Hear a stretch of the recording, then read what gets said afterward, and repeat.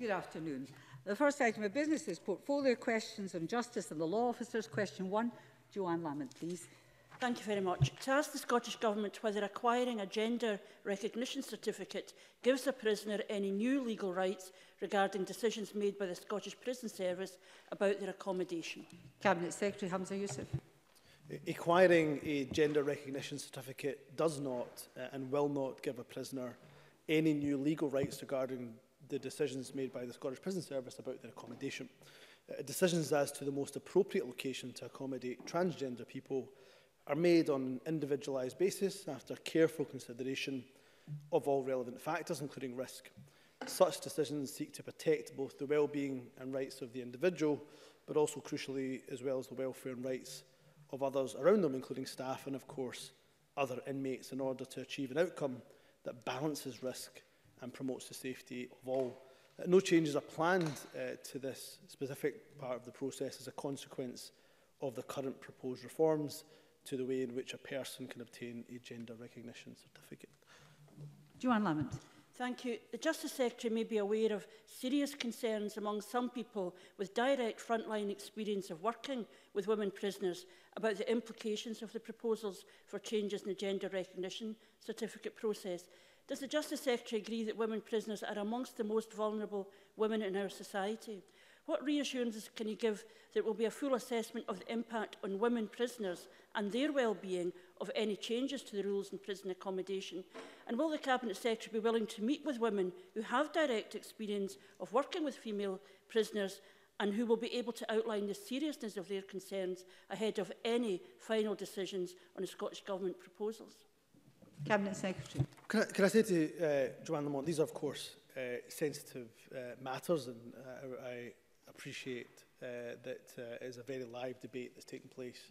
At the moment, we should stick to what the basis of the facts are, and I'm hopefully able to give some reassurances to Joanne Lamont and anybody else that has concerns, whether it's women on the front line or indeed others, that any proposed reforms to the obtaining a gender recognition certificate would not make a material difference to the process as it exists, because it does not give any additional rights in relation to the decisions that are made around transgender prisoners. That decision, and let me again give a reassurance, that decision about where to accommodate a transgender prisoner is taken with a balance of risk and safety for, of course, inmates, and if it is a transgender woman looking to move to a female prison, then that would involve, of course, the welfare of female prisoners within that prison.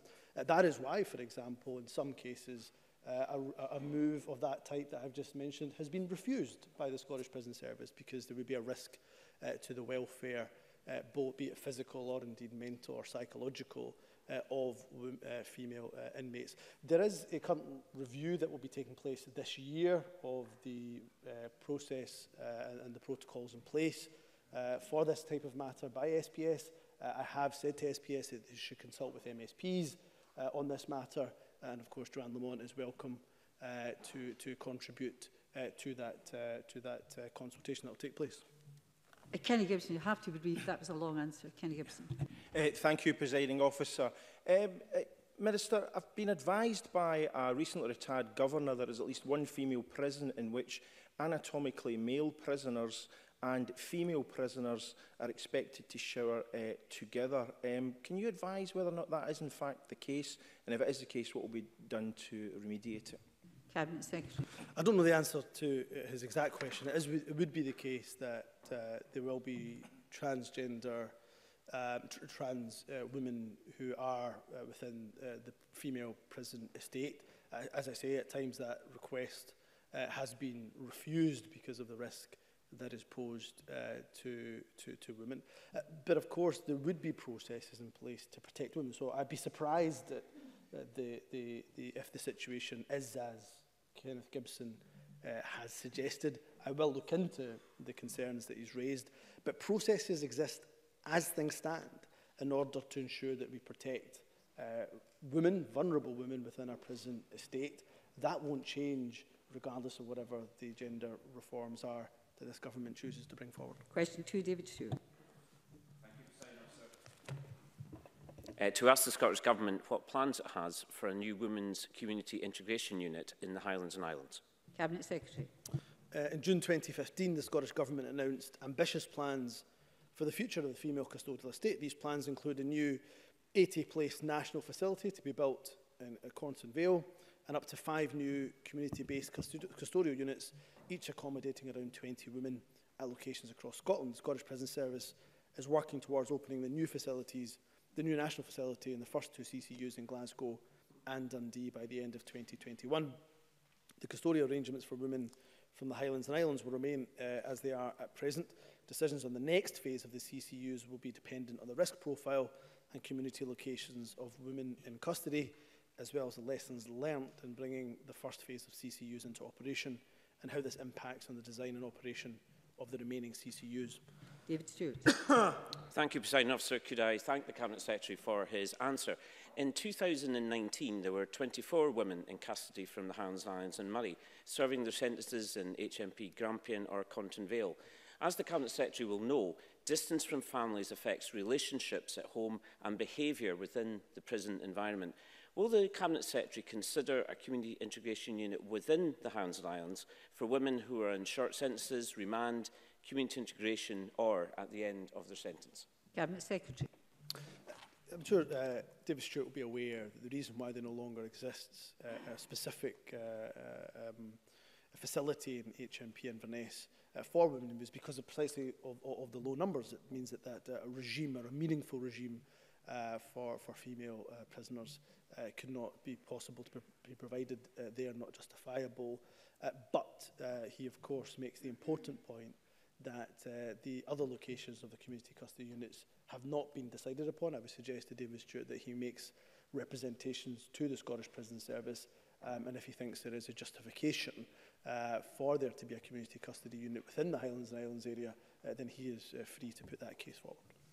Liam Kerr, briefly. Thank you, Presiding Officer. In 2018, it was reported that the Dundee Women's Unit would open in late 2020. However, Audit Scotland reports suggest it will be 2021-22. Is the Cabinet Secretary in a position to give any further certainty? Cabinet Secretary. No, I reflect closely on what Audit Scotland have said. Liam Kerr will be aware that there's been some challenges in the market, particularly in the construction market, and therefore, I will reflect carefully. And if I have an update on timescales, I'll make sure Liam Kerr knows. Question 3, Donald Cameron. Thank you. To ask the Scottish Government how many prisoners were released early in 2018-19 who had previously been released early and recalled to prison for breach of licence. Cabinet Secretary. The Parole Board for Scotland has confirmed that in 2018-19, of 441 individual prisoners considered at an immediate re-release hearing, 29 were recommended for release following recall. That equates to 7%. In addition, of the 313 individual prisoners considered at a first or subsequent review following recall, 23 were released. That also equates to around 7%. Donald Cameron. An FOI response from the Scottish Prison Service received by the Scottish Conservatives showed that in fact 41 offenders were recalled to prison for breaking the terms of their early release, but were then re-released on home detention curfew. In light of this, what steps will the Scottish Government take to understand this issue, given the clear risk to the public, as well as the need to maintain confidence in the system? Cabinet Secretary. Well, I would say to Donald Cameron that there's obviously been a significant amount of thought and review on the home detention curfew aspect of electronic monitoring. He knows that because his party has raised the issue, rightly, of course, in the wake of the tragic death of Craig McClelland. There was 2 inspectorate reports. This Parliament debated and agreed the changes to the home detention curfew. It's clear from the facts themselves that the home detention curfew regime is now more stringent than it ever has been before. We've gone from numbers of 300 being released to numbers of, this week, 30 being released on home detention curfew. I happen to think, actually, those numbers, perhaps that we have to be aware of the terror error that exists as it has been described within the regime. But nonetheless, we have a more stringent regime on home detention curfew. So I'll continue to reflect on what more we can do to give public confidence. But they can have absolute confidence in the back of 2 independent inspectorate reviews, in light of changes that we've now made to home detention curfew, that we have a more robust system in place. James Kelly. Thank you. On the issue of home detention curfew, can I ask the Cabinet Secretary why there was a significant breach of parliamentary rules and that the order that was served to Parliament was only given 3 days' notice as opposed to 28 days, therefore treating parliamentary protocol with absolute contempt. I have to say, James Kelly again, don't know why I was going to do that. Cabinet Secretary.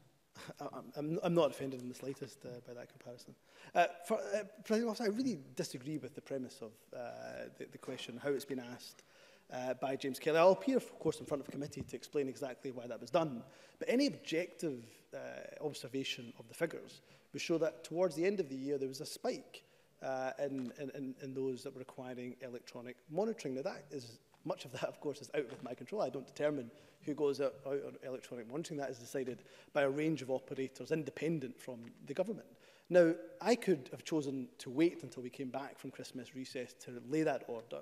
That would have potentially risked the fact that some may be released by court order on electronic monitoring, for example, but there would not be enough stock, or the stock could not be used because that SSI would have to wait till after the Christmas or the festive recess.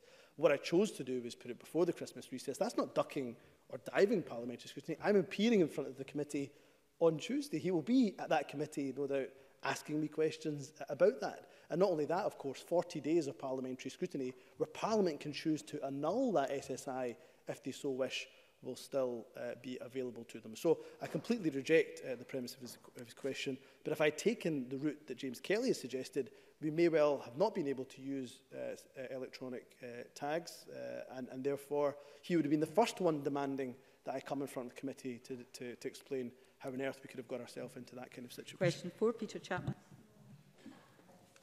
Thank you, President Officer. To ask the Scottish Government what action it is taking to reduce crime in and around court buildings. Cabinet Secretary. Well, decisions on how to allocate police resources are, of course, a matter for the Chief Constable, but Police Scotland continues to work with partners to ensure appropriate provision to keep the public safe. In excess of 100 full-time officers are deployed across the Scottish court estate, and in the event of incidents occurring out with court premises, resources are, of course, deployed according to how the call is prioritised. The number of officers deployed at court buildings is kept under review, and where intelligence suggests there may be a potential for unrest, such as during high-profile cases, action will be taken to ensure appropriate resources are deployed. Finally, the Scottish Courts and Tribunal Service works closely with Police Scotland to assess any risks and appropriate measures. Police Scotland also have recently taken the step of formalising the function of police officers within court buildings and have signed a formal MOU with the Scottish Courts and Tribunal Service to that effect. Peter Chapman. I thank the Cabinet Secretary for that response, but figures released by the police in a Freedom of Information response show that police attended nearly 400 incidents at Sheriff or Justice of the Peace Courts in just the last financial year. And that includes 30 at Aberdeen and 7 at Peterhead. And over a quarter of these incidents resulted in a crime being reported. Presiding Officer, if we can't keep people safe when they are attending court, how can the public have confidence in the justice system? I don't think you're asking me that question, however. Cabinet Secretary. Well, they can have confidence because we have one of the lowest crime rates in 40 years. Violent crime has fallen by 46% over the years, over the last decade. So they can have confidence in that. They can have confidence by the fact that we have more than 1,000 additional officers on the street than the number that we inherited, which is in stark contrast to the UK position, or the rest of the UK position. So Police Scotland will, of course, attend where appropriate these incidents take place. I note that, for example, when it comes to courts, 200 items were seized last year by people trying to make their way into city centre courtrooms. I note that that's down from 1,000 the year before. That the number of knives seized at court has gone down from 80 to 35 in the last year. So I think that formalising between the relationship between Police Scotland and the Scottish Courts and Tribunal Service is clearly paying dividends. Question 5, Claire Baker. To ask the Scottish Government what progress the Scottish Sentencing Council is making with the development of multiple guidelines on sexual offences. Cabinet Secretary. The Scottish Sentencing Council is an independent advisory body. I spoke yesterday to Lady Dorian and had a very constructive and productive meeting with her, and she advised me of a range of scoping and preparatory work that had been carried out on these guidelines, including stakeholder engagement, data gathering, court observation and the review of available evidence. The Council commissioned a national survey on public perceptions of sentencing, published on the 2nd of September 2019, and a sexual offences working group committee has been established, which will lead in the development of the guidelines, including recommendations to the Council as to their scope, content and approach. This is a complex and sensitive area which requires careful consideration, taking an evidence-based approach involving appropriate levels of research and consultation. It is vital that these guidelines be fit for purpose. Claire Baker. The Cabinet Secretary for that response, and sentencing is dependent on the definition of the offence. Can I thank the Cabinet Secretary for his recent letter following my question on violence during consensual sex. In that letter, the Cabinet Secretary confirms that the police and the court do not provide information on cases involving violence during what began as consensual sexual activity. Can I ask him to explore if there's a way to extract this data where consent is used in such cases? And would he consider commissioning research into the level of violence in consensual sex in Scotland? Cabinet Secretary. Can I thank Claire Baker for raising that issue? I reiterate what I said to her previously, but also what I said in the letter, that it's my understanding, of course, that consent can never be a justification for assault, let alone for murder. However, she's asked me to consider a couple of things in terms of the data available and can we extract it, and I'll speak to partners about that, stakeholders about that. She's also asked me to reflect carefully on whether we could commission research, and I promise her that I will take that away. I will speak to my officials, to stakeholders, and see if we can do that. There is already quite a programme of research that is commissioned currently as things stand, but nonetheless, I will take away her requests and give them careful consideration and let Claire Baker know the outcome of those considerations. Question 6, Gail Ross. To ask the Scottish Government what access and communication provisions will be made in the new Justice Centre in Inverness for people from remote rural communities. Cabinet Secretary. Well, the Inverness Justice Centre will not replace local courts in Highlands and Islands. It will allow people from rural communities to access specialist court services for children and vulnerable witnesses, and will enable a wide range of justice and third sector support organisations to enhance their support to rural communities through improved facilities and access to digital technology. The flexible use of space throughout the centre and the wide access to digital technology and video links will help these organisations communicate and support those people in remote rural communities who already use their services, and hopefully encourage others to access services. The Justice Centre will also incorporate a dedicated evidence and hearing suite, supporting the legislative presumption that children in High Court cases, and through time all children and adult vulnerable witnesses in all serious criminal cases, will no longer need to attend a criminal trial. Gail Ross. I thank the Cabinet Secretary for that answer, and I also welcome that news. It can be particularly difficult for my constituents who live in remote rural locations to access justice, particularly those who have additional access needs. Will he agree with me that technology and innovative thinking must be applied to ensure that the new Justice Centre fully serves the needs of all those in the North? Cabinet Secretary. Yes, I do agree with Gail Ross, and she has an exemplary record in raising such matters that concern her constituents, but also actually rural communities, even much wider than that. So I can give her an absolute reassurance that technology is central to the working of the Justice Centre. The flexible use of space and wide access to digital technology and video links will really help organisations communicate and support people in remote and rural areas. As I say, the evidence and hearing suite, with its own discrete entrance, which of course is really important, will provide a specially designed child-friendly hearing room, allowing for a very trauma-informed approach when pre-recording evidence. If there is further information that Gail Ross or anybody else requires in this regard, then I'd be more than happy to provide perhaps more detail in writing. Liam MacArthur. Thanks very much, Deputy Presiding Officer. We know the importance of family contact and the particular difficulties faced by those living in our islands. Given the evidence from families outside last year to the Justice Committee that the overcrowding in prisons is making it very difficult to facilitate video visits, but that other models of facilitating that sort of contact have been successfully trialled elsewhere in the UK and internationally, will he undertake to discuss with SPS and the third sector ways in which video visits can be facilitated, not just for those from islands, but other rural areas as well? Cabinet Secretary, if you could be a little briefer, please, it would be helpful to get the other members in. Yes, in short, I agree with Liam MacArthur. I will take those conversations forward with SPS.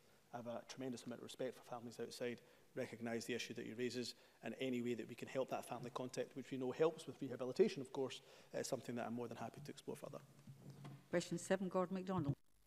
Scottish Government whether it will consider specific measures for parole in no-body murder cases. Cabinet Secretary. First and foremost, can I recognise how traumatic any murder would be, but particularly in a case where the body has not been disclosed, how traumatic that must be for the families involved. In relation to Gordon MacDonald's question, for the very first time I intend to bring forward changes that will explicitly state that the parole board may take into account the failure of an individual to disclose the location of a victim's body when determining release. Gordon MacDonald. I thank the Cabinet Secretary for that answer and for the ongoing discussions and meetings he's had with myself and my constituents about how to address this issue. Can the Cabinet Secretary outline what further measures the Scottish Government have in place to ensure that the families of murder victims receive the support and protection they need? Cabinet Secretary. Well, can I thank Gordon MacDonald for his campaigning on this with families that he represents who are from his constituency but have suffered the most severe loss. But for those where the body is not located, I've often been struck in those meetings where those families have told me that it just re-traumatises them day in and day out, and it provides, of course, no sense of closure at all. So I'm therefore pleased that this change will of course, for the first time, explicitly state that the parole board can take into account and may take into account the non-disclosure of the body. In terms of other support that is available for families that have been bereaved by crime, there is now a Family Bereaved by Crime service which we have helped to fund, which is led by Victim Support Scotland. I'm more than happy to write to the member with more detail about more support, but of course families that have already been bereaved by crime can access that service, and therefore I would encourage any MSP in this chamber who has a family in their constituency or region to make use of that service if appropriate. Now we will have to move along quickly, so I'll take question 8, but it has to all be brief. Thank you. Thank you very much, Presiding Officer. Officer. Burnett. Thank you very much, Presiding Officer. To ask the Scottish Government what progress is being made with Police Scotland's digital data and ICT strategy. Cabinet Secretary. The delivery of police ICT projects is a matter for the Scottish Police Authority and the Chief Constable. However, Police Scotland continues to make good progress on a number of ICT projects which are key to delivering on its DD-ICT strategy and which support the ongoing transformation of the service. The introduction of mobile devices to frontline officers is one of these projects and is scheduled for completion by the 31st of March this year. This project has received an overwhelmingly positive response, with some officers suggesting that this is the most positive piece of enabling technology they've seen in the past decade. Alexander Burnett.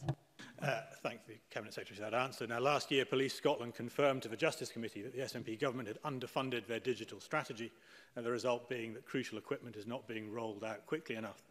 So with considerable extra funding coming to the Scottish budget thanks to Barnett consequentials of UK government investment, will the SNP now properly fund the strategy and finally move our police into the 21st century? Cabinet Secretary. Well, I'd love for Alex Burnett after this to write to me to tell me the exact detail and the amount of consequentials that are coming. So he'll forgive me if I have a degree of pretty healthy scepticism about the money and consequentials that are being bandied about by the UK government. I should say that we've increased, of course, the capital budget of Police Scotland by 52% the last financial year. Of course, I hear the calls to examine and explore whether or not the capital budget should be increased further. I will give that some serious consideration, of course, make that case to the Finance Secretary. I'm sure, of course, in budget negotiations, when his party sits down with the Finance Secretary, they'll be bringing this as part of that negotiation. And what I would say to Alexander Burnett is, as well as what we can provide in terms of finances, it'd be very helpful if the UK government gave back the £125 million that they stole in VAT from Police Scotland. Thank you. That concludes portfolio questions. There will be a short pause before we move on to the next item of business.